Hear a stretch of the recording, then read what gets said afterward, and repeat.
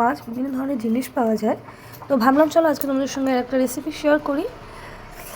তো আমি মাছগুলোতে প্রথমে নুন হলুদ ভালো করে মাখিয়ে নিচ্ছি।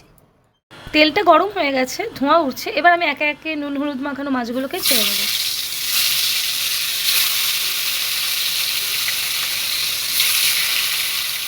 পার্শে মাছগুলো আমার এরকম লাল লাল করে ভেজে তোলা হয়ে গেছে। কড়াইয়ে যে তেলটা আছে তার মধ্যেই আমি আর কালো জিরে দিয়ে দেবো ফোড়ন। আমি এর মধ্যে জল দিয়ে দিলাম, দিয়ে মাছগুলোকে ওর মধ্যে এক এক করে দিয়ে দেবো। আর পরিমাণ লবণ, আর দিয়ে দেবো হলুদ গুঁড়ো, আর দিয়ে দেবো লাল লঙ্কার গুঁড়ো, দিয়ে গ্যাসের ফ্লেমটা বাড়িয়ে দেবো। মাছগুলো সেদ্ধ হয়ে এসছে, ঝোলটাও কমে এসছে। এরপর আমি এর ওপর দিয়ে ছিটিয়ে দেবো ধনেপাতা। এই হয়ে গেছে আমার পার্শে মাছের ঝাল কালো জিরে লঙ্কা দিয়ে।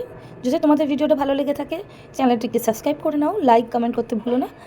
এরকম ভিডিও পাওয়ার জন্য পাশে থেকে অবশ্যই।